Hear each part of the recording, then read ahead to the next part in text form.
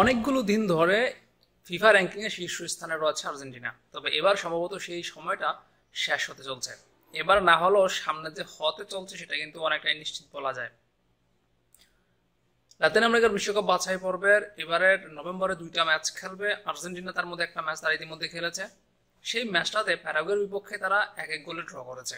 আর এই ড্রয়ের কারণে আর্জেন্টিনার যে ক্ষতিটা হয়েছে সেটা হচ্ছে তারা 21.14 পয়েন্ট, অর্থাৎ 21.14 পয়েন্ট তারা হারিয়েছে। আর এই 21.14 পয়েন্ট হারিয়েছে শুধুমাত্র একটা ম্যাচে একটা ম্যাচে হারার জন্য। এর ফলে যেটা হয়েছে সেটা হচ্ছে ফ্রান্স এই মুহূর্তে 2 নম্বরে আছে এবং আর্জেন্টিনা আছে 1 নম্বরে। তবে তাদের পয়েন্টের ব্যবধানটা হচ্ছে মাত্র 3। আর্জেন্টিনার রেটিং পয়েন্ট যেখানে এই মুহূর্তে 1862, সেখানে ফ্রান্সের পয়েন্ট হচ্ছে 1859। তো ফ্রান্সের তো আর কোনো ম্যাচ নাই, এই এই মাসে তো ফ্রান্সের আর কোনো ম্যাচ নাই, কিন্তু আর্জেন্টিনার তো ম্যাচ আছে। সেই ম্যাচটা হচ্ছে পেরুর বিপক্ষে। আর্জেন্টিনা যদি এই ম্যাচে ড্র করে তাহলে কিন্তু তারা পয়েন্ট টেবিলের 2য় স্থানে নেমে যাবে, মানে পয়েন্ট টেবিলের শীর্ষস্থান শেষ।